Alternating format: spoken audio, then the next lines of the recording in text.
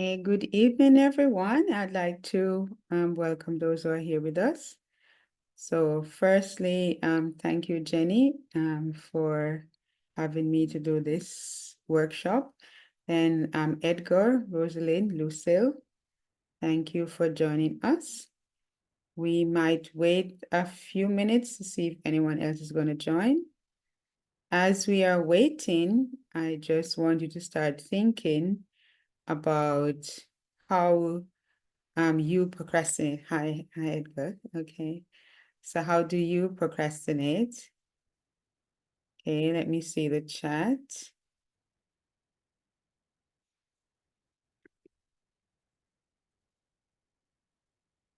There's a lot of stuff coming up in the chat.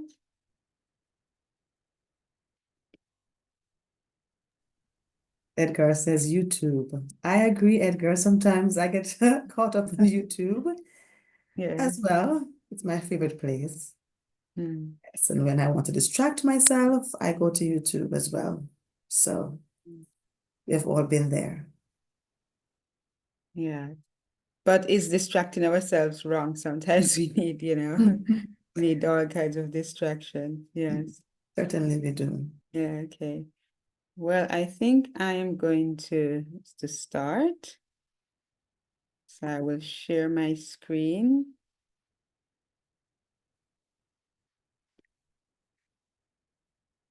Sharing is not turned on. I don't know why.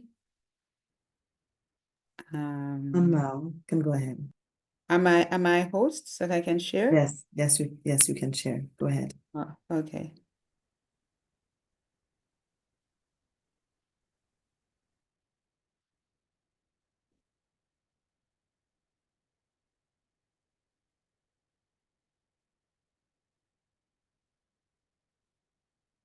Okay, so welcome to our writing workshop series.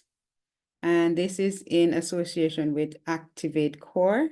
And this is Jennifer's company. So our topic for tonight's discussion is dealing with procrastination and confronting writer's block. They seem like the same thing, but they're a little bit different. So I start by talking about connecting with and confronting. So we have to connect and we have to confront. Avoidance. So highlight what comes up. Fear, confronting the emotions. The blockages, we have to name the blockage, and the limitations we need to accept and move forward. So that will be what I will try to focus on today. Okay. So who am I? I am an author and I have a book of poems called Encounters. It's an anthology of poems. I've also done a couple of collaborations with other authors. I'm a teacher in an IBPYP school in Hangzhou for past 7 years. And I'm also a certified NLP coach in timeline therapy and hypnotherapy. Okay, and this is one book. This is the book that I collaborated with this year, and it's been going around the world, connecting with women, 262 women. Their last stop was Detroit, actually. They're in Ireland, and now they went to the US, and then they're moving around the world, sharing the messages of women and women authors. Okay, and these are some of my other book collaborations. So Voices of Women, a lot of collaboration and a lot of topics about women. Okay. So the questions I have for you tonight, when have you been stalling or putting off? So when for this throughout this week, can you think of one situation when you were really stalling, you were really putting off something? How is this evident in different areas of your life? How can you move through this and learn new habits? Why is it so hard to stop procrastinating? These are some of the questions I want you to think about. Now, what can you do to stop procrastinating? Because there's a why, but what is the what? How is self-sabotage affecting you? How can you write successfully despite the blockages? And why? Why do you take one step forward, then one step backward? That sometimes that is what it feels like. Okay. Now I wrote down these stories because these were some of the battles that I was having this week. The battle of the report cards versus cleaning my room. So I had a set of reports to write this week. And every time I thought about writing the reports, I would do something else. So I knew that I had the reports to do. And one night around 7, I came home and I decided, okay, I'm going to clean, I'm going to do everything. And the following day I got to work and a coworker said to me, have you ever been putting off something, but you were productive in another way? I said, sure. I was putting off writing my reports and I was productive in cleaning my room. And she said, the very thing happened to me. And we were both discussing. So why is it that we don't want to do the reports? It's not difficult. It's not that we haven't written reports before. So why are we doing it? So we avoid things that we think are hard or we don't like. So we don't like writing these reports. So we just kept putting it off until finally it was down to the wire and we had to just do it. And that's something I know about myself. Sometimes I wait until the last minute to get that adrenaline rush, but it can be a problem because what if you don't have enough time? So the last, even before, I was rushing and rushing and rushing to finish. So I tried to avoid it by doing something else. So can you think of your own situation? Second one was the garbage is piling up versus the dirty kitchen sink. So these are two things that actually most people don't like. If you think about it, you don't really want to clean your kitchen. Some people like doing it. Some people just think, and I was like, okay, putting it off, putting it off. Then I said, you know what? Just do it. And so I got home and in one sweep, I just did everything. And when I finished, I was like, so why was it so difficult? Why am I like every day say, okay, it's so comfortable to sit and watch my favorite Netflix thing instead of doing this. Then I say, oh, I'm so tired. Oh, I'm so this. So I make a lot of excuses. Then the garbage was piling up. And then finally I was like, okay, it's too much now. You have to do it. So those are the ways in which we procrastinate, or just with simple things. But those simple things, they build up, they build up, they build up. The mirrors in our homes. Now, this one is more about the blockages. So years ago, I remember a friend of mine, they were talking about how could people leave their homes looking a certain way? And he made a joke and he said, I think they don't have any mirrors at home. They can't really see themselves. So if you had a mirror at home, you'd be able, and he said, especially a full length mirror, maybe they just have half a mirror, they're not seeing everything. So maybe we cannot see the full story. We are seeing something we're not being able. So I think when we cannot see ourselves, we continue to do the same thing. So where are the mirrors that we need? We need some mirrors to kind of show us where we are. Then this one, too much coffee and too little sleep.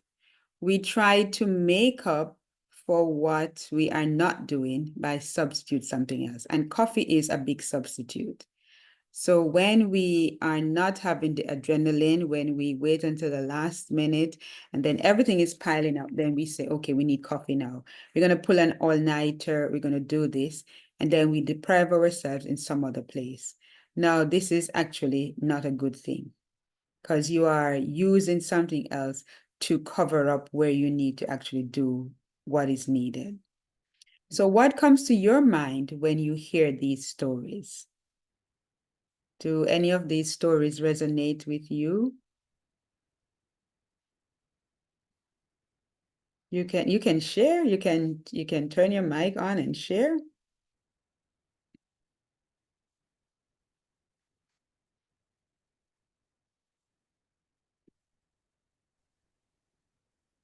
Nadine, thanks so much for sharing your story. I would say this is my life, everyday life. Yeah.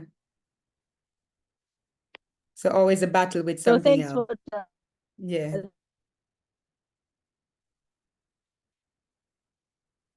Okay. So I'm reading the chat now and seeing, yes, because we all go through that. There's nobody that we all are, yeah, messy desk, yeah, messy home, yeah. And what I've found that I am doing nowadays is I'm cleaning at night. You know, I come home and I'm like, okay, you have to do it now. You have to put this on. You have to do it now. Just the other day, I put my plants out, and because it was sunny, forgot to take them in. Looked up this morning and they were like dry. I'm like, when did I forget to take them back in? Because you get lost in so many things. So we are running on this adrenaline and then wanting to put in coffee and other things to just get us through the day. But really, we need to face what is really the problem. Why are we procrastinating? Why are we avoiding? Why are we doing all of this? So yeah, that is it's normal life. It's normal way for most of us. Okay. So what is procrastination? So procrastination can be defined as voluntarily delaying an intended course of action despite expecting to be worse off for the delay. So we know that it's not going to pay off when we delay, but we just keep saying, oh, yeah, one more afternoon, one more day, 5 more minutes. And if you have kids, especially teenagers, you start to realize they're in this pattern. Oh, they can't get up early. Oh, they don't want to finish the homework. Oh, they need to do this, and they just keep putting it off. They know in the end it's yeah, but it's this we are doing it voluntarily. We can't stop ourselves, but we are doing it voluntarily. So procrastination is really a big problem. And I know I struggle with it in some areas of my life, and I'm trying to say, how can I get better? What are the ways in which I can get better? So there are three kinds of procrastinators. One is the worrier. So you feel stress and there's a lack of confidence in your own ability. So instead of doing something, you just worry about everything, and you start questioning everything. So by the time you finish worrying, you have done nothing. The second one is the dreamer. You just make excuses. And I think that I'm the dreamer. I'm always like, okay, making another excuse.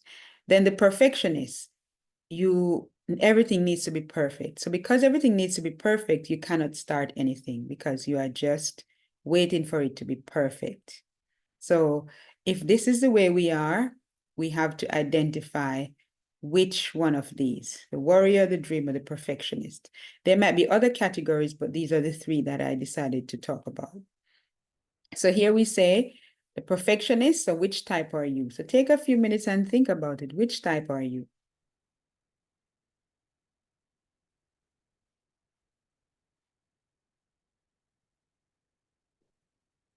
When I looked at it, I said, yes, I just hung the clothes, empty the garbage, dishes for yeah, all three of them. Yes, sometimes we can be all of them because at one point I was a perfectionist and I used to spend so much time on little details, and then I realized, okay, I'm never going to finish.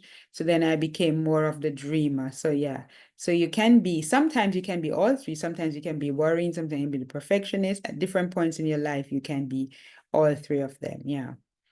And if you are the perfectionist, then it's like it's hard to start. If you are the dreamer, it's like you wait too long to get started. And if you're the warrior, it's like you find all the problems before you can start. Yep. So we need to decide and get past this one.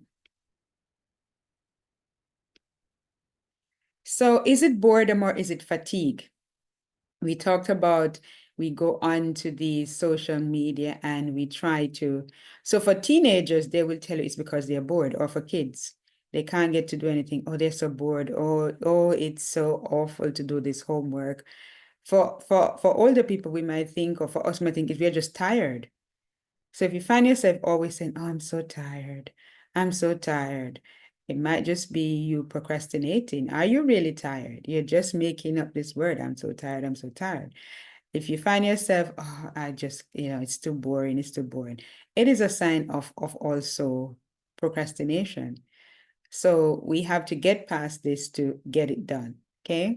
So there's avoidance, there's inferiority, there's disapproval, there's rejection. We put all these words in first before we get to that point. So we're thinking about everything else instead of getting to that middle point. So if we get to the middle point, we can get it done. So how to remove all of these? Avoidance, disapproval, inferiority, rejection. Just remove them, get to the middle. Get to what we call bullseye. Just get to the middle. Then we can deal with it. Okay.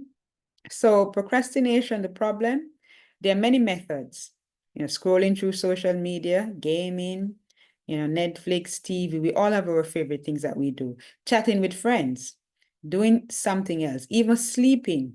Some people, they're always sleeping, they're always tired. That is also their procrastination problem. Why? What's the why of procrastination? We have to dig deep. Why are you avoiding the task? So every time you start avoiding something, it's a very good time to say to yourself, why? Just stop and ask yourself this question, and I'm sure something will come up. Now, procrastination looks different for everyone, but it fuels a lot of unfulfilled tasks and it causes us to miss a lot. We don't realize it, but we are missing out when we are procrastinating. The more we procrastinate, the more we are missing. So if we think about it, it is really self-sabotage. Okay. Now, identifying your procrastination habits. Have you ever heard of the saboteurs? These are your inner critics. And they are the internal voices that criticize us, and they criticize and they slow us down. And their aim, it says, is to protect us from difficulties, but actually they're keeping us back. So we need to get out of our own way. So we can find the inner saboteur test online and have a go, and I will put it in the chat later where you can take this positive intelligence test and you can find out which one is your saboteur. There's avoidance. I think there are about 10 of them, and it will show you, and you can start seeing what are the real habits that you have. Okay, so this is one test that I recommend that you do to find what is really deep down keeping you and holding you in procrastination.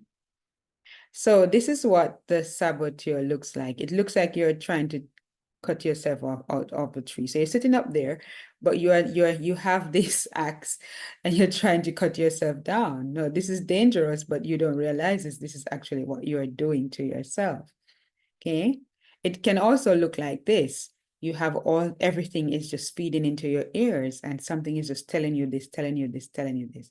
So you're telling yourself, I feel tired. I can't get this done. I am too weak. I can't do this. And everything is in your head, just swimming around, swimming around, swimming around. So identifying which one you have and being able to stop, to tell yourself. So I find that when I start feeling like, okay, I'm going to be in this lazy mode, get up and do it. Do it now. No arguments, no nothing. If you stop yourself to think about it, you're not going to get it done. So you have to have that strong sense of telling yourself, do it now, finish now. And then you find that you can do it. And the minute you start to do it, you find that you can get through it. But it's just all the things before that. So you have to identify when you start this trend, stop it right now. Arrange to do what you need to do. Stop the voices. Some people even say they give their saboteurs names and they give them different colors and say to them, okay, this one is coming up. Okay. So some people now say, I can put my saboteur to sit next to me. They're not giving me trouble. I'm over here. I'm doing my work. Yeah. So you can find different methods of dealing with the saboteurs. Okay. So we have to have some strategies for overcoming procrastination. This is building up inner stamina. So confront your saboteurs, speak to them. So if you know that it's, as I said, this kind of laziness, speak to it. Realign your thinking. There's one that I learned many years ago, and it's called Eat That Frog. And this thing of Eat That Frog is about do the unwanted or difficult tasks first. So you know that you don't like to put out the garbage. First thing in the morning, as you get up, go put it out. You don't, no questions, just put your clothes on. Even if you feel like you're groggy, just go out, put it on. If you know that you don't like doing the dishes, as soon as you finish eating, wash them. So that way you're getting the task you don't like out of the way. So anything you don't like to do it first thing before you start to make excuses. So get it out of the way, get it done. And the minute you get it done, you have all the time to go watch your, favorite movies, go hang out, go do everything else. So, but do that thing first. So the worst thing, get it done first. Make 2 different plans, but they're connected. So sometimes we need to trick our brains into performing. So you have a weekly plan, a monthly plan, and then you say to yourself, if I fail on the weekly plan, at least I can be on the monthly plan, but make sure you have 2. So you always have a backup planning to get yourself into doing it. Start small and reward yourself. Now, this is something that I found, that actually we all like rewards, whether we believe it or not. So a year ago, a friend of mine had this thing where we were in a group and we had to find another partner. Now, my goal was that I wanted to drink more water. Her goal was that she wanted to walk for 10,000 steps. Now, if she didn't finish her goal, I had to go do it. And if I didn't finish my goal, she had to do it. Now, because we were both connected and I didn't want her to do my goal and she didn't want me to do her, we were tricked into trying to do it. So that accountability. And then at the end of the week, we could reward ourselves with something nice. Okay, you can go see a movie, you can eat chocolate, you can do something. So reward yourself. Whenever you finish a task, you can say to yourself, well done. You can tick it off. Some people put something on their fridge and they tick off every time they finish something and they say, okay, well done, well done, well done. Okay. Now start small, reward yourself. You know what you like, reward yourself. It can be half an hour of YouTube. It can be half an hour of Netflix, but do the tasks first. Same way we say to kids, do your homework first, then you have more free time to do what you like. Yeah. So after completing each task, you're going to give yourself a reward. Schedule time and take breaks. Maybe you've heard of the Pomodoro technique, where you do 10 minutes of something. You set a timer, you do 10 minutes. When the 10 minutes is done, you can get up, stretch, walk around, then you can start again. So this 10-minute slot, 10-minute slot, it changes the pattern in your brain. It's more manageable. So sometimes you're sitting there and you're like, oh, wow, I can't manage. But just 10 minutes will make it better. Now, why am I talking about life when we're talking about writing? Because if you get it right in your daily life, and you can get it right with your writing as well. So some of the times we're trying to correct this big thing when we are not correcting the other areas of our lives. So if we are getting better at the small things, cleaning our rooms, doing the dishes, doing all these things, taking care of the pets, taking care of the kids, then actually when it comes to writing, it becomes easier. So if we need to fix all the other things to be able to get to this writing life. So this is why I'm talking about these things. Now we come to writer's block. So what is writer's block? Is it real or not? So some people say, oh no, it's not real. It's just something that writers have in their heads. But it's the inability to begin or continue writing, not because of lack of commitment, but more because you just feel you can't go forward. So you're stuck. Another way of saying it is that you're staring at a blank page. And actually, my second book that will be out soon is called Staring at a Blank Page. It's a book of poems and it's all about writers and how we sometimes struggle. It's an overwhelming feeling of being stuck in the writing process. So have you ever been here? You ever suffered this block? Yes. Okay. Yes, I have. When I started to write my second book, I stalled. I was avoiding it, and I knew that I needed to finish it. So I found so many things. I literally just sat and I stared at the blank page, and I didn't know what to do. I didn't know where to go. It was really discouraging for me. What I did, I took a break, did some other stuff, went outside, and then I came back. And that was when I tried to write, and then it began to flow after I took that break. So we do have writer's block. Yes. So as I said, it's that staring at a blank page. And we go further. as you said, maybe it's changing gears. So visual arts, maybe doing some painting, doing something else that you haven't done. I don't know how many of you have seen this episode of Big Bang Theory when Sheldon had this problem where he couldn't, whatever he was working on, he couldn't do it. And he decided, okay, I'm going to take these menial jobs, because it will stimulate my brain. And it does work in a sense to shift gears.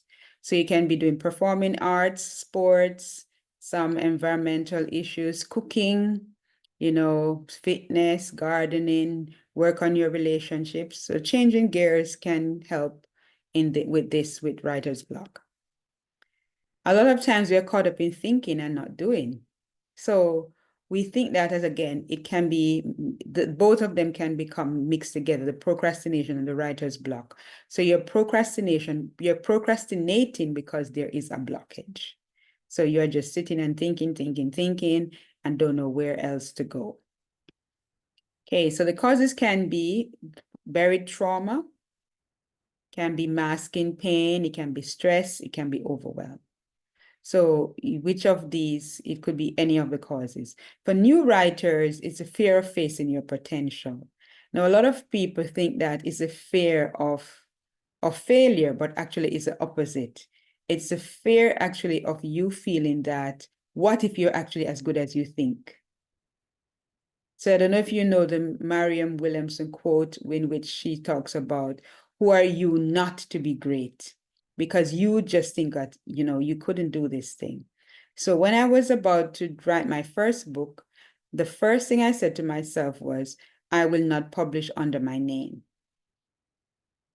Why? Because I was not willing to accept that I could be a writer.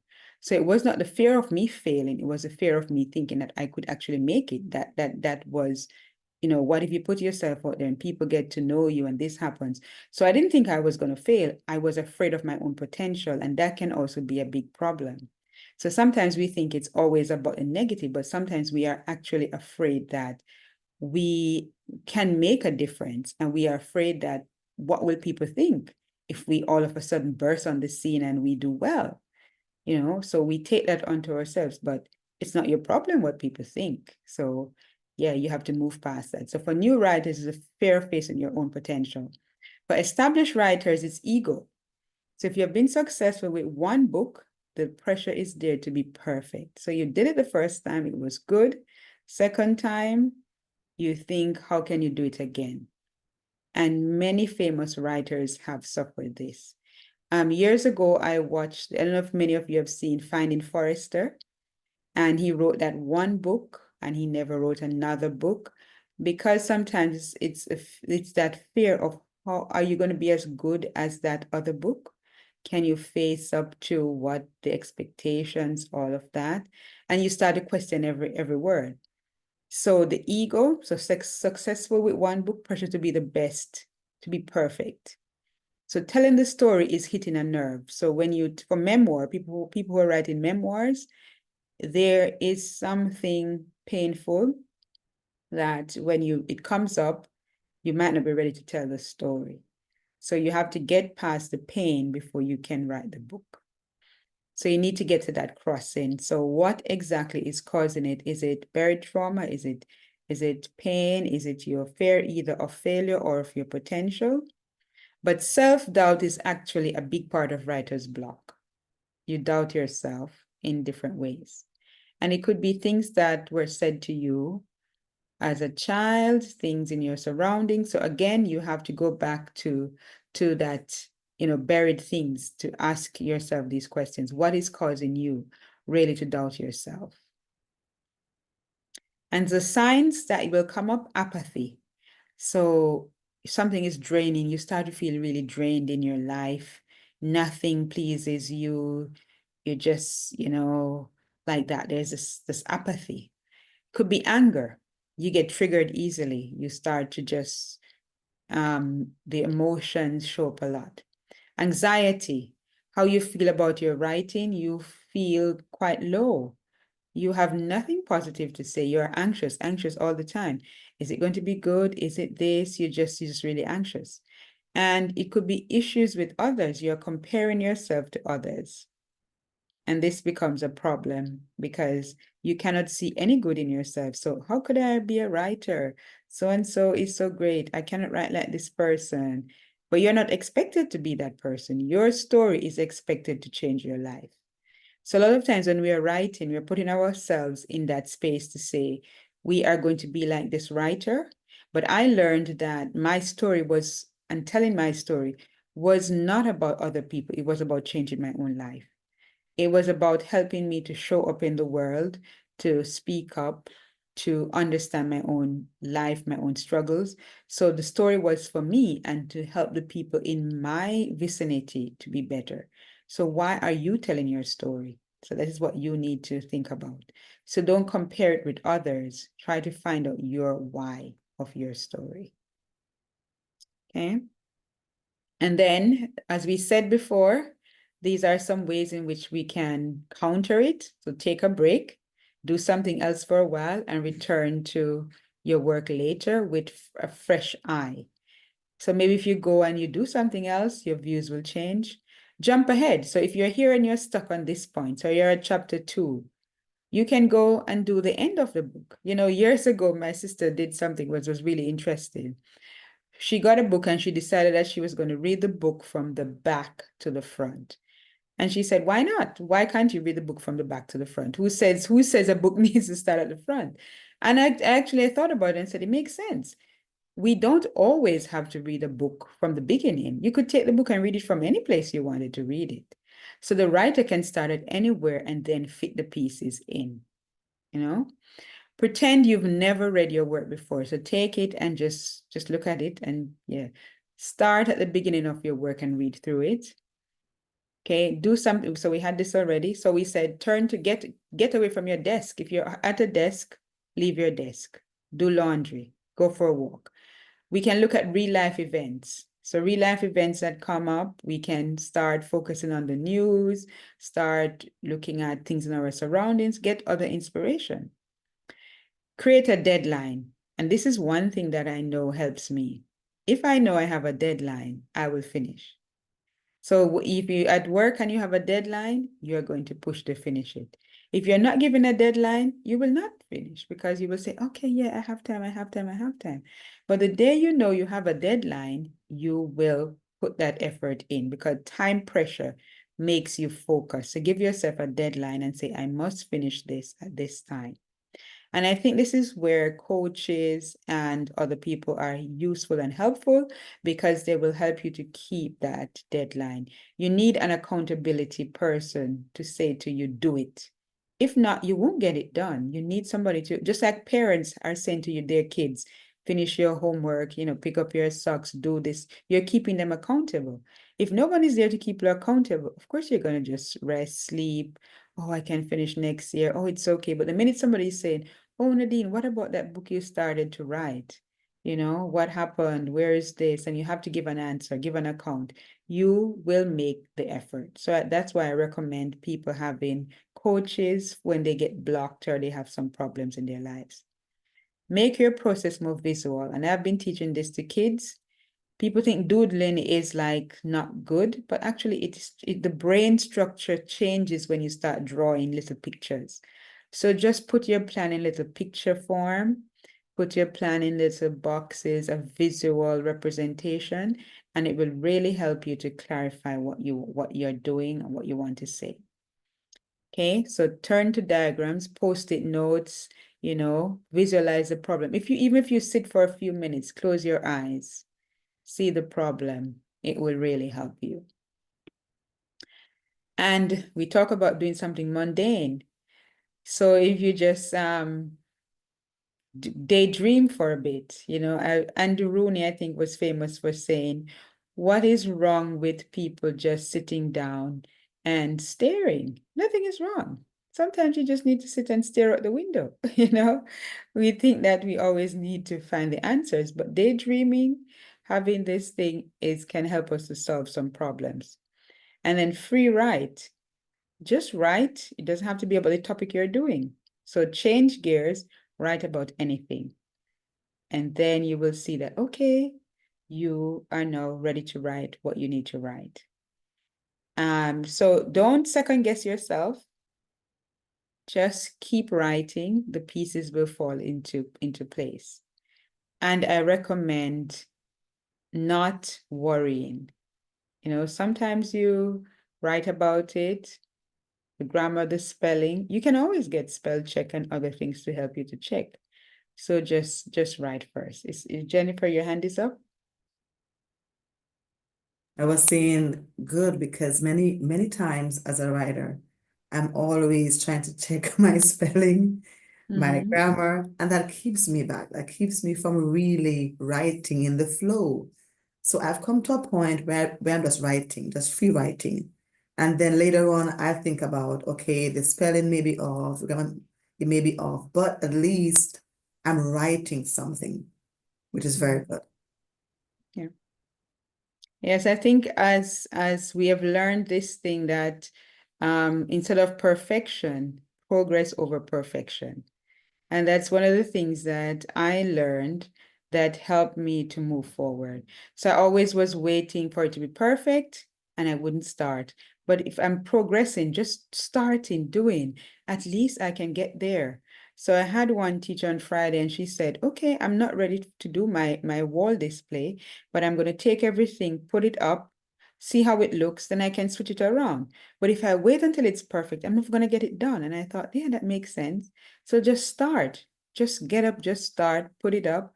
Then you can move it around if it's not perfect. But if you are just every time waiting, you're never going to start. So this is our problem of just getting started and getting through. Okay. And there's nothing wrong with doing monotonous tasks.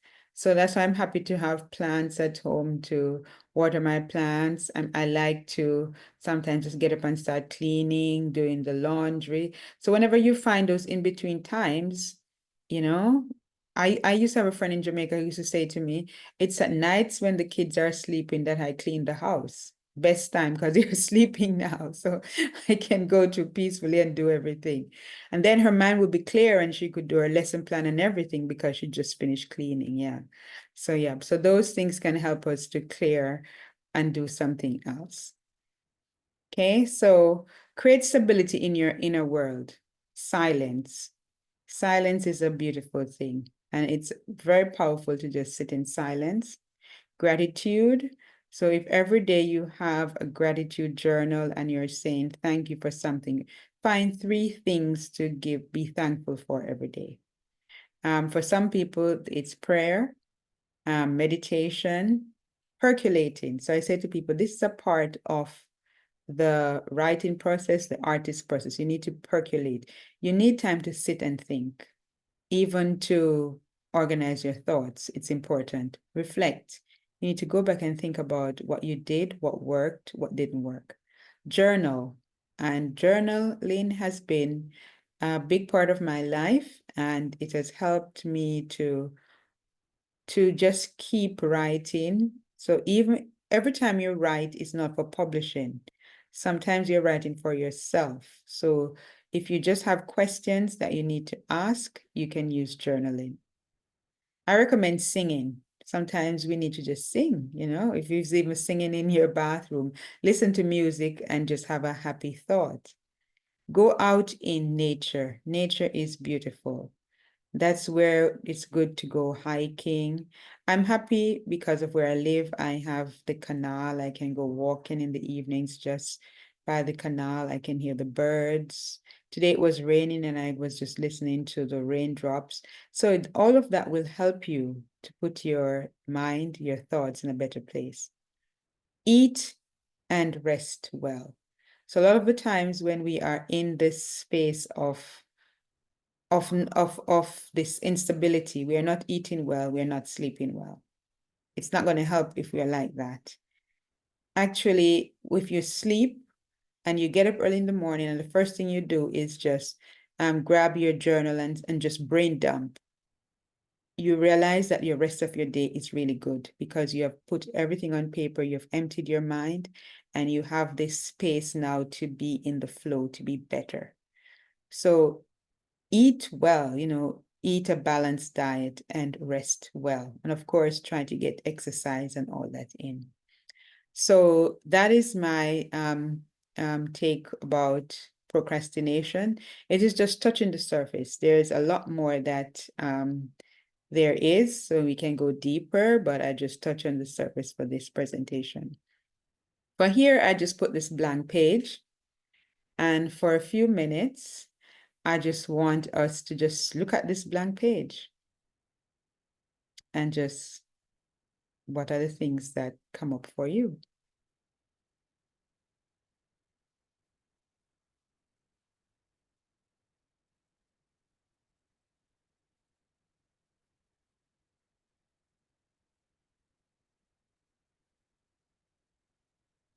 You can then share if anyone wants to turn their microphones on and share.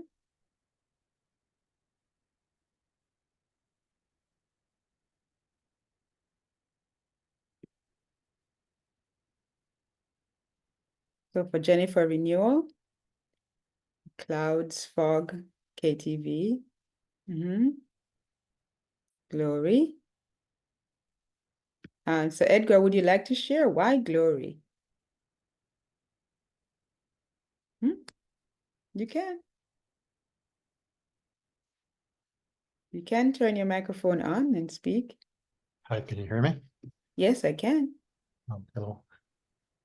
Thanks for holding this lesson. Well, the first thing that I thought of was like clouds, like being like going through clouds, like very like phosphorus clouds, like some kind of I don't know, like some kind of flying maybe through clouds. And because that was my first association with the blank screen, then the other ones, fog and glory, are kind of in the same vein, right? In the same kind of subject, right? So for me, I don't know, I guess because it's soothing, like who wouldn't want to like float in the clouds and swim in the clouds, like when I'm flying in an airplane, sometimes you see this beautiful canvas of clouds in like different kinds of shapes, and the sun shining on them, or the sun shining through them, right? Yeah. And I don't know, for me, it's just a very soothing, it elevates me, and yeah, that's it. Well, I'm happy to hear that because, yeah, so you had a different take. The blank page did not make you feel threatened. You No, saw something different. Yeah. So as I'm saying, so right. it's our perspective too of what this blank page represents. So as you said, the clouds and the fog, yeah, I was thinking of the same thing that when I flew over, when I was traveling to Qatar and I flew over that area, it was the most beautiful that I'd ever seen because there's this space where I'd never seen the desert below. So as you look down and you saw the clouds above and the desert, it was the most amazing thing that I saw. And I was just like, this is so different. So yeah, so you do. And when we landed, it was seeing that sunset that I was like, wow, this is the most beautiful sunset I've ever seen. So yes, if you take time to look at nature, and to look at it might actually be a totally different perspective. So the blank page doesn't have to scare us. Even looking at the blank page, we can still see many things. Yeah. So thank you for that. I think it relates to what you were saying earlier because like it would seem like a small thing, clouds, the sun, the desert, like that would seem like maybe for some person, oh, that's small, I want to see something grandiose or something like some show in Las Vegas, I don't know, something, right? But it's in those ordinary things, right? Yeah. That there is so much that you can I guess receive, kind of, I don't know how else to Yes. say it. Like that can cleanse you, even, I think, Yes. cleanse you, It's and kind of upliftment in it. Yes. yeah, and even like uplift you, right? And even make you like calm you as well, right? Yeah. And inspire you, and And you know, like one of the things I love about gardens here in China is that you know, like at first I would just walk through them like, okay, you know, bunch of leaves, you know. But you know, there's a whole like it's a whole plan of the universe, you know. But you need to be you need to be in the present moment, right? Yes, To be in be the able present to moment. yeah, in the present moment to be able to benefit, to reap some benefit from you know, like creation, you know, nature, you know. There's the appreciation. And I think that for some of us, we have heard about mindfulness, and that's how mindfulness helps us, that this mindfulness meditation. And there's walking meditation that you can just walk and you can be, you know, thinking, you can be meditating. Yeah, so that's a very good thing. Yeah, that's why I love nature. So my final thing was this one. So I'll share this in the chat where you can do the positive intelligence for the saboteurs. And if this is a link, if people want to copies of my book, Encounters. And then this is what I wrote. This is my own quote, and it relates to nature. So spend time reveling in nature's wisdom and creativity. This is where we get all our energy. This is where we can restart, reset, everything like that. So from Rosalie or Lucille, do you want to share anything that type it in the chat or share? We also have Krista. Welcome, Oh, Krista. Krista. Okay, Krista. So Krista, if you want to share anything, you can type it in the chat, you can unmute and just say.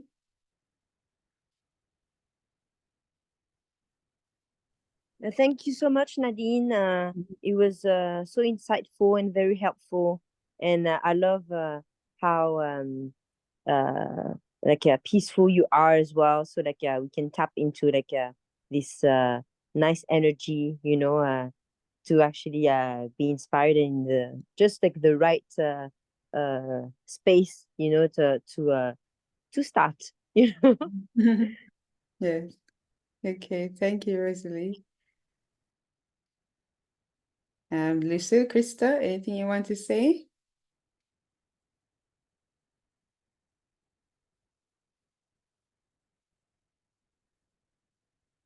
Can just unmute yourself and say something.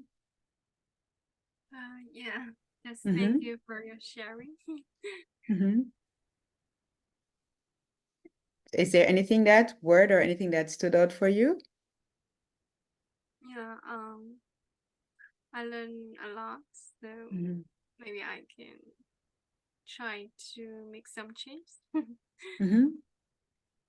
Yes, but changes, change takes time. And I think that's what we sometimes are looking at the big thing. But if there's one thing that you can do, just a small thing every day, that one thing will just, we say, leverage everything else. So just one small thing. So if it's just saying, okay, I am going to make sure to stop myself when I'm procrastinating. I'm going to say, no, I need to do this. Then that's a start.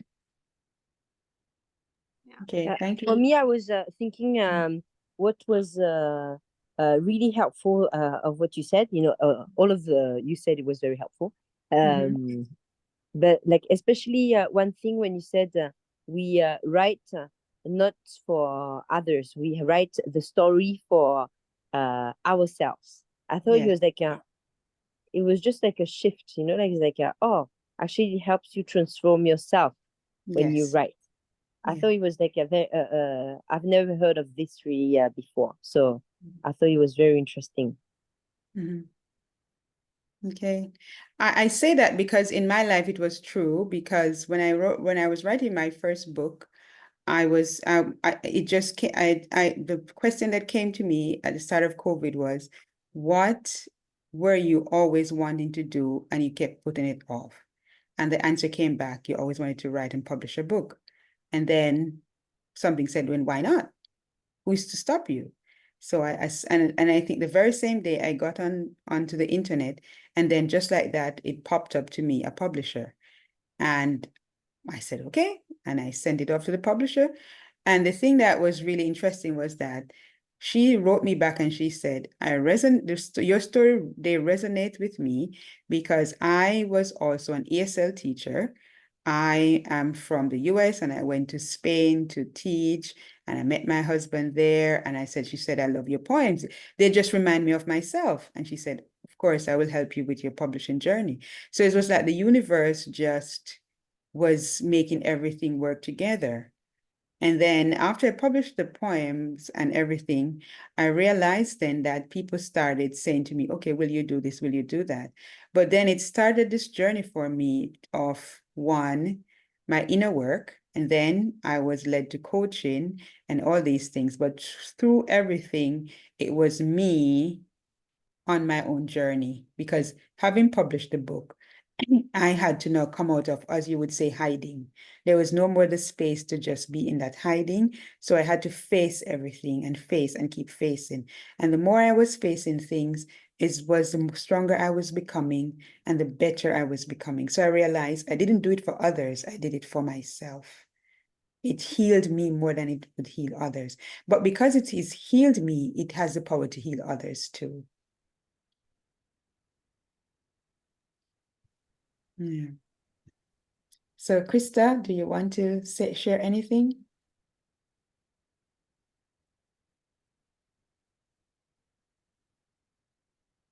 I know Krista is also a creative person. We have connected to in some other groups. Okay. So I will end here. I wanted to share this one with you. And this actually comes from Linda Monk, and she does a lot of journaling workshops. And she has this thing, and it's called the internal versus the how do you start your writing? And first she says you need to arrive. So before you begin, just sit, enter into that place. You start with breathing, relax, then write. So after you spend a few minutes in breathing and relaxing, you engage in deep journaling. Then you reflect on that. You go back and you look at what you've written. Then you do some affirming. What came up, what was good, what was bad. And she recommends writing a love note of appreciation about yourself and about your writing. So that would be, I would say, is my homework for you. Write a love note of appreciation about yourself and about your writing. And are there words of encouragement that you need to hear? So what are the words of encouragement that you need to hear? Write them to yourself. And that's where I will end. Okay, so thank you so much for showing up, for sharing, and for being a part of this workshop. And I hope it was beneficial for you. And if you need to contact me, you can contact me on WeChat. And yeah, I will have other workshops and other things coming up in the future. Thank you so much. Thank you, Nadine, for that. I'll be sharing a little bit about what I have, and I'll be using a particular tool that I really appreciate. So I hope that you have your pens and you have your So I will stop sharing. Yeah, okay, yes, Jenny. thank you. I hope that you have your notepads ready, and let's go. Yes, so I am going to share a little bit just to recap what Nadine said about procrastination. You know, after I wrote my first book, I wrote my first book actually in the after COVID. Yes, in the middle of COVID, I was faced with just being alone. My father had gotten sick. I was depressed and all that, and I turned to writing. I've always been writing, you know, even as a child growing up, I wrote a lot. And it was in that space that I actually wrote and published my first book. Now, can you see my screen? Yes. Yes, yes. So this is a little bit about me. I'm the founder of Activate Core. I'm an ICF transformation coach, NLP practitioner, and the director of the annual virtual book tour, which is so phenomenal. It's a set of authors who travel the virtual spaces, and we share our stories and our books to inspire and to transform lives. And I'm also an entrepreneur. I help authors to write, publish, market their work as well. I am the author of 2 books and 2 journals. And I continue to write because, of course, I don't just write for people, I write for myself as well. So if you know this movie, The Sound of Music, it resonates so much with what Nadine said. Look at all these projects, and I haven't started, but she's just dancing in the meadow. Does that remind you of yourself? It reminds me of myself because I had so much work to do, but then I'm just floating around. I'm avoiding them because I'm a bit of a perfectionist, right? And I tend to avoid or put off projects that I need to do because I'm trying to avoid them. So it's a habit of avoiding or delaying tasks. And we can all resonate with this as well. We put things off because maybe we are afraid of doing them. And there are various reasons why persons procrastinate. Lack of motivation. But what I really want to touch on is no clarity. Sometimes persons are unclear as to where they really want to go. They are not sure of their why. They're not sure of why they want to write a book, who they want to write to, and all of that. And because they are not clear about all of these aspects, they don't write anything. So clarity comes, it's very important that we are clear according to why we want to do something. If the task is important, we will do it. I believe that as human beings, we find time for what really matters to us. We find time to complete tasks. We spend money on things that we really value. And if we value something, we will find the time to do it. But it's just when we find the time to do it. And of course, there are physical and psychological limitations. Some persons have ADHD, and they tend to lose focus after 5 minutes, 10 minutes. And, when these persons are trying to do a task, it takes them a long time. They have to continuously shift their focus back to their current tasks. And Nadine touched on the 3 types of procrastinators. So this guy is saying, procrastinator, no. I just wait until the last second to do my work because I will be older and wiser to do it. So we justify the means of why we don't want to do something or why we are putting things off. And so we have the avoider. The task is just too difficult. Optimist, I will do it tomorrow. I have until 6 p.m. I'll do it at 4 p.m. because we think we have enough time. And then the pleasure seeker, I'll do it when I feel like doing it. And these all resonate with different elements of why we procrastinate at different points in our lives. For me, I'm writing my 3rd book and I am avoiding it. Why am I avoiding it? It's not too difficult. It's just because I believe the stories that I'm about to share are very, very intimate to me. They're very close. I'm a storyteller.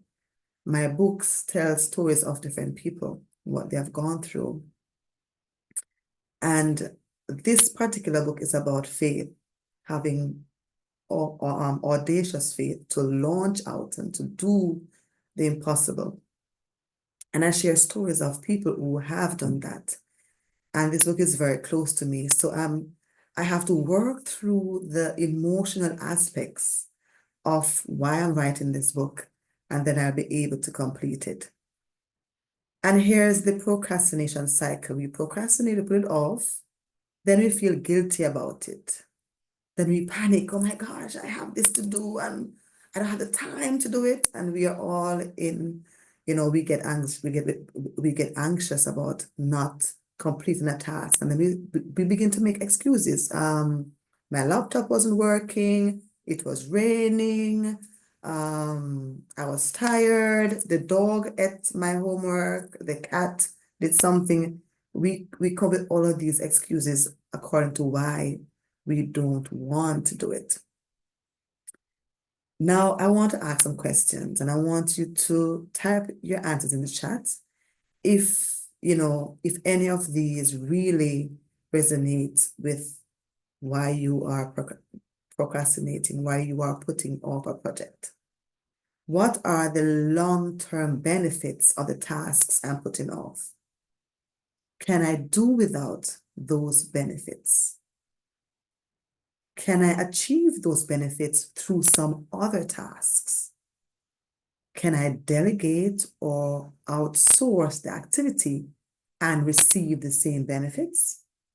Now, these questions really ring true for me because sometimes you look at the short-term gratification of putting something off.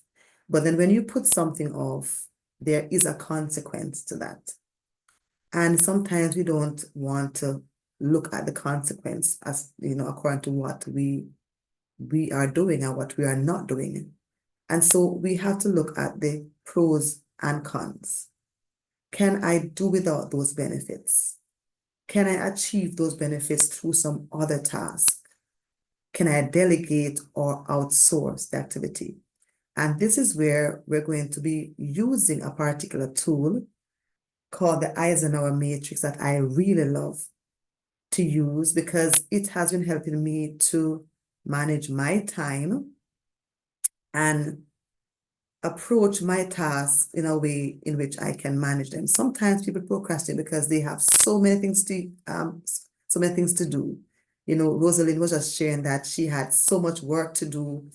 It's such a burden. But if we reframe it, reframing what we have to do as, saying to ourselves, somebody wish that they had this to do. Sometimes we look at our lives as being a glass half empty when it's actually half full. So we have to practice gratitude again. So I want us to do a little exercise using the Eisenhower matrix to look at a particular task that we have to do. We don't want to procrastinate. So we have to find tools and means in which we can eliminate or decrease our attitude of procrastination. The Eisenhower matrix was developed by President Eisenhower in his time, and I have found it useful, and it is used by many individuals and companies all over the world to set tasks that they either have to do, they're urgent, important, or not important, and when to delegate or when to delete their tasks. So if you can, get a piece of paper or your notebook and your pen, look at a particular task that you know you need to accomplish before Monday. And I want you to figure out if this task is urgent or it is not so urgent. I can do it Sunday afternoon or I can do it Sunday morning, but it has to be done before Monday. So you're going to be using this matrix to figure out, okay, I have this task to do. Let me figure out how to work it, how to do it. I have to fit it into my Sunday. So when am I going to do it? Is it urgent enough that I have to do it Sunday in the morning? Or do I schedule it for Sunday afternoon? Do I delegate it? I can't delete it because it's very important and I need to accomplish it. So who wants to share? Do you have any tasks like this that you must accomplish before Monday? And how can we use this tool to accomplish this task on time without putting it off? You can open your microphones, you can share at this time.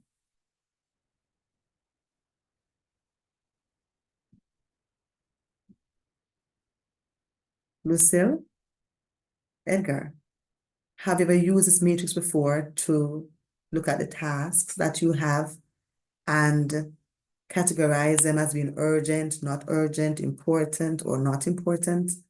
Which tasks do you do first? Which tasks do you schedule? Which task do you delegate? And which task do you delete? I saw this matrix many, many years ago in the, it's very similar, the urgent, not urgent, important, not important, in the, I believe the 7 Habits of Highly Effective People. Yes. Has this matrix. And for me, it was like revolutionary when I started applying it like back in the day. But I guess I got a little bit bogged down with urgent. Sometimes something was important, but I didn't know if it was something that I had to do then, or if I could, like, it was important, but I didn't know if it was urgent or not urgent, you know? And then I just procrastinated on it, right? That's it. That's it. Right. When we figure out the task that we have, is it urgent? Is it not urgent? Is it important? Is it not important? Which task do we do first? You know, as Nadine mentioned, eat the frog, eat that frog, do the task, do the complex or the difficult tasks first. Do it first. So that we won't say, okay, this is so hard, I don't want to do it. Let me put it off until Sunday night when we know we have to do it before Monday. Because it's difficult, we keep putting it off.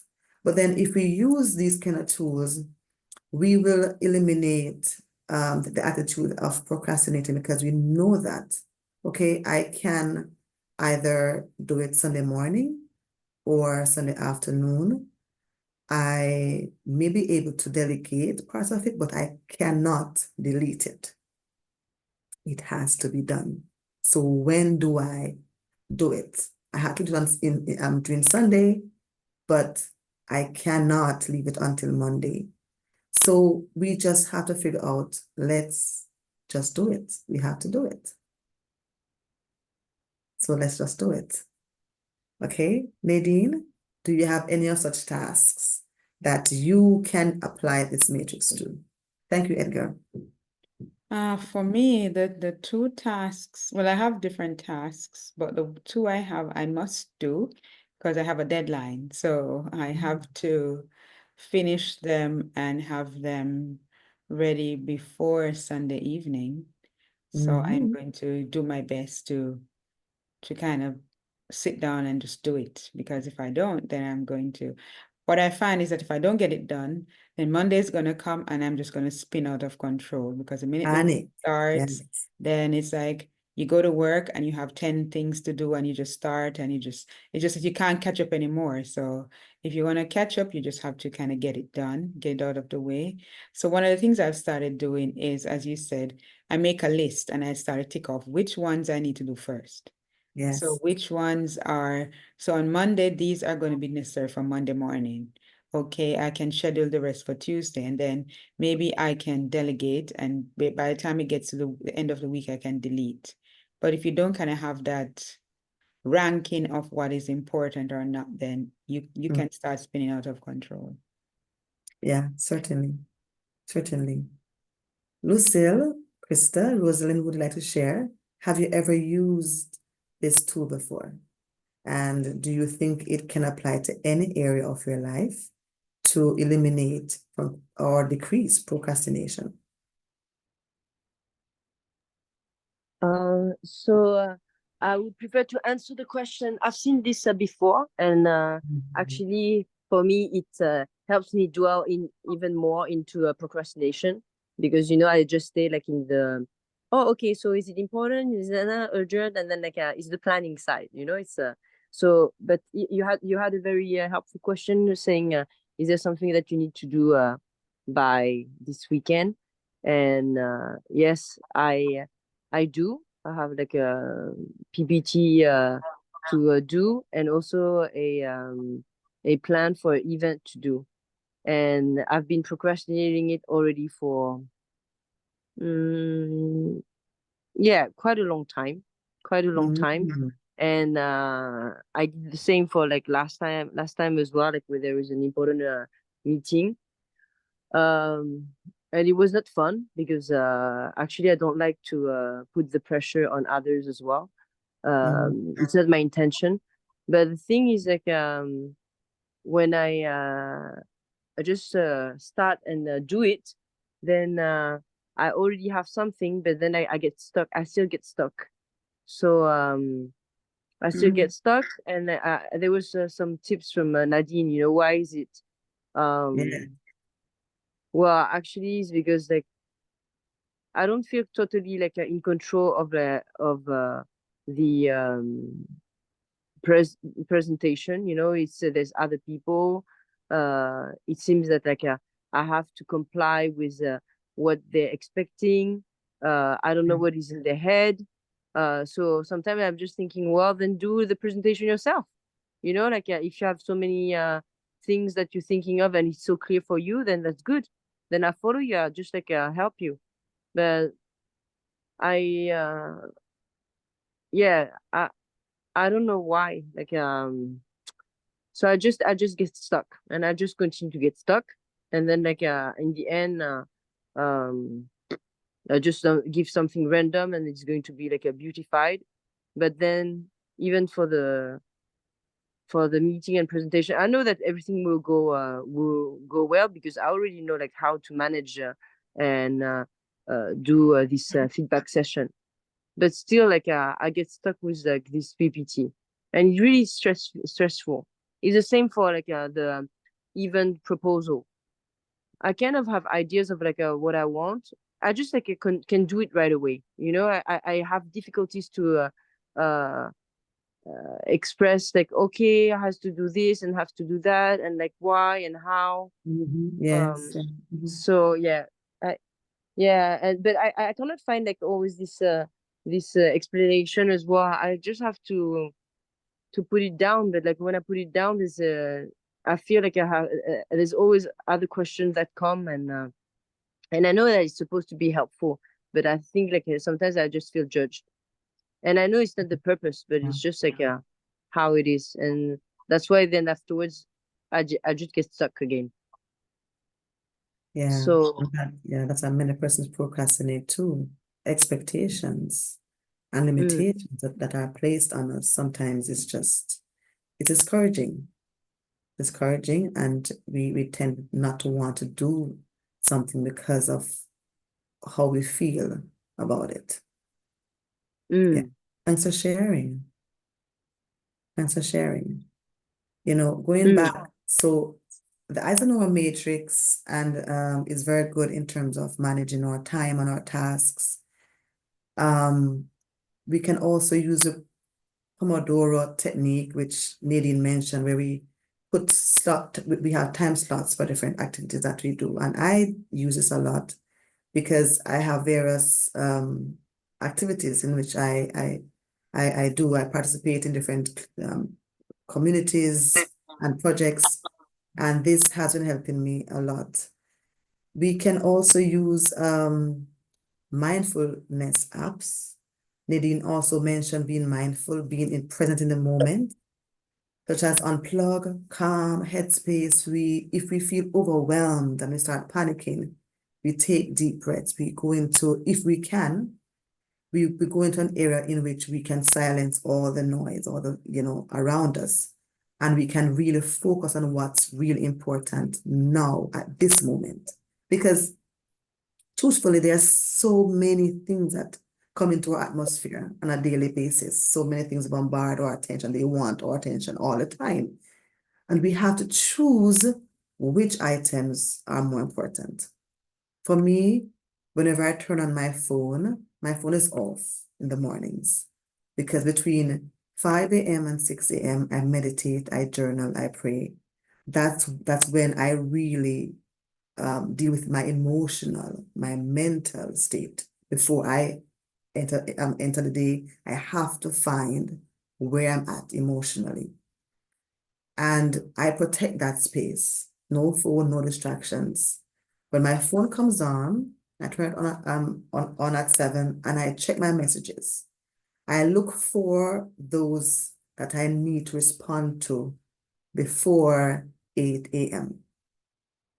and I respond to those. Others, I can respond to them in the afternoon or in the evening or even before I go to sleep. I categorize those messages. I'm not on my phone responding to these messages all day because I have things to do. So I look at the messages which are urgent. I need to respond to these before 8 a.m. I can respond to these like midday or in the evening or maybe before I go to sleep. And that's how I focus my attention on the tasks which I need to do. And I decrease procrastinating. I decrease panics and being anxious about things because I've been organizing my life like that. And it has worked for me. Many persons use tracking software like Toggle and Asana. It's on our phones. They give us signals when we have a task to complete and the time in which we need to complete those as well. So there are many tools and ideas that we can use to decrease or eliminate procrastination. I placed a worksheet in the chat. I hope you are able to download it. If you look at it now, you'll find it. So the worksheet is in the chat, and you can find that there are different strategies that we can also apply to deal with procrastination. I would like to share one of such techniques. Let me try to share my screen here.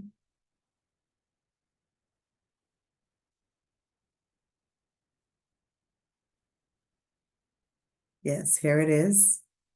And it's from Positive Psychology. And it's common distractions that we have. And it tells us, it gives us some actions that we can take to minimize these distractions, such as colleagues chatting noisily nearby. We can put on noise canceling headphones. What other distractions you have in your life, and what actions can you take against such distractions? What actions can you take against such distractions? You can share in the chat, or you can open your microphones and you can respond. Well, I find that at work we have what is like a teacher's room. If I really want to get something done, I don't go to that room. But that's where everybody goes to have coffee and to, you Yes. say, shoot the breeze, just talk some other things I want to talk. So if you really want to do something, you need to find a place, maybe go in the library and hide somewhere or sit in your classroom. But if you really, what I find too is, what I've done in the past is if I want to do something and get it done, take a Saturday and go to work. And I go there and take a couple of hours and get it done. Because then there's nobody there.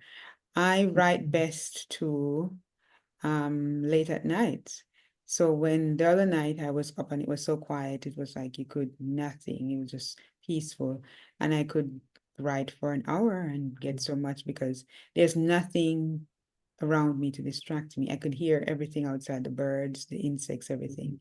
So for me, I like that space. So I think you have to create it. You have to walk away. So nowadays, as Yeah. you said, I see a lot of colleagues will wear their headphones if they're in the teacher's room because they don't want to be distracted. or they go sit in a small space outside under a tree or something. Because when you really are pressed to get something done, you just have to make that space. Yeah. Yeah. And for me, again, there, I have all of these groups in which I manage, and I really have to find ways in which I mute a couple groups because I really don't want to respond to them at that time, and there's so many messages coming in. But we have to find ways and means to decrease these distractions in order to accomplish what's most important to us. Again, we can set timers. We can work on a task until the timer rings. We can take 5-minute breaks. Whatever we can do to minimize distractions and to accomplish our tasks, those will help. Those will help. Krista, would you like to share anything that resonates with you so far? Any of these techniques?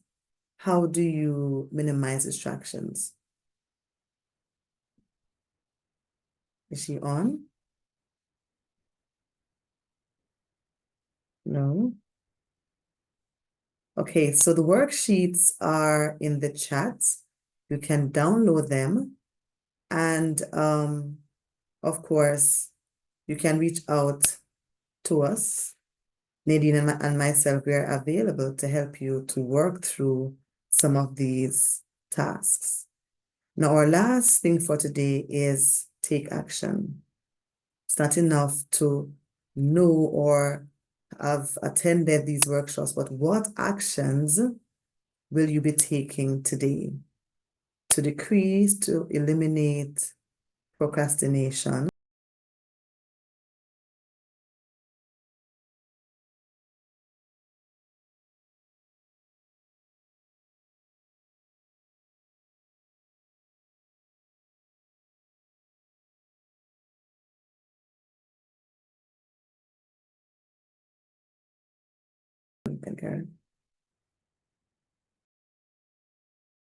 Matrix, we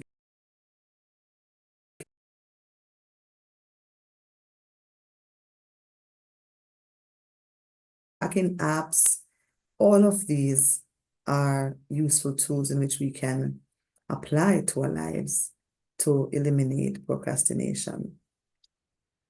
So this is all about me and what I do. And again, if you need any help, I'm available. Nadine is also available. We can guide you through even more intense, even more intrinsically motivated ways in which we can decrease or eliminate procrastination. So contact us using WeChat or through our emails, and we'll help you, we'll guide you through it as well. All right, so do we have any other questions at this time? Anything to share? Any feedback? Jenny, I just want to say I put that thing about the saboteurs into the group. It's also from Positive Psychology. So if you feel that you are really at that deeper level of struggle, you can go ahead and do the test, and then you can see what really is your pattern. And if you know your pattern, then you can start to interrupt that pattern. So first you have to kind of know the pattern to interrupt it. Yeah. Yeah. Again, gaining clarity according to why you are procrastinating and how you can eliminate it, and using the tools that we have shared to help you as well. Thank you very much. Yes, Edgar, go ahead. Yeah, I don't know how to raise my hand like virtually, okay. so I had to raise my real hand. Anyways, I just want to thank you for the very delightful conference. I think like I really needed to hear this, you know. It's like one of those things that Nadine was talking about. That yeah, I think it was Nadine, right? that she was talking about the universe or things happening, right? When you need it. And so thank you very much. And I'm really going to apply. I need to review everything, and I really want to apply it because I didn't realize how important time management is. Like I did, but like you can also procrastinate in your thoughts. Yes. You don't want the thought to like be there. You kind of push it aside. Like I know it's important, but I don't like to think about it, right? So yeah, so I will definitely review and I took some notes as well. And that Eisenhower matrix for me, I think it could be life-changing if I were to like take it seriously, right? Take that seriously, and to take things seriously, you have to have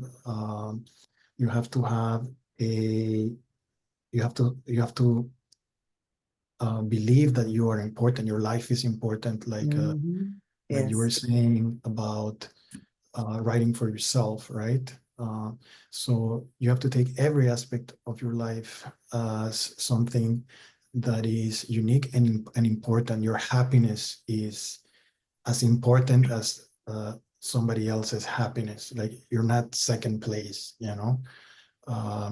you have to like love yourself the same as you love others.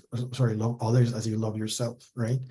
And I think this talk really emphasized that, both of you ladies, because it's like I have to work on myself. I deserve it. I'm worth this all of this work on myself, right? So anyways, I'm going on, but thank you. Thank you so much. Once we gain clarity according to why are these tasks really important, we will accomplish them. If they are that important, we will find the time to accomplish them. Yes, we will. And as you know, our matrix has changed my life. That's helped me to balance my time, my schedules, my groups, my business.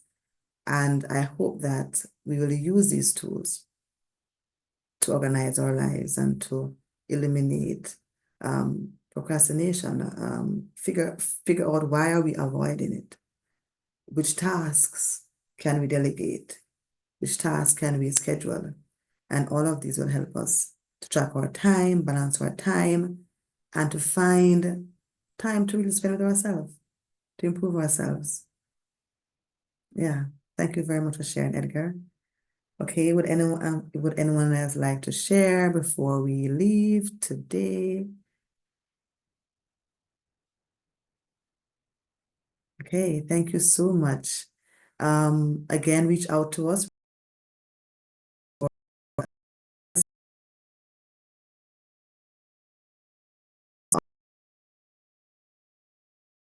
Eliminate writer's block or procrastinating, we can guide you through all of these exercises as well. So thank you once again and have a wonderful, wonderful evening. And Jennifer, I just had to say at the end, a friend of mine, she always says, how can you eat an elephant? One bite at a time. Yes. And Stephen King also said the same thing. How do you write? And he said 1 word at a time. So it's basically Excellent. so One word at a time. yeah. So every task we're going to do, everything we're doing, if we just do one bit at a time, we can accomplish it, get it done. Thank you so much. Thank you.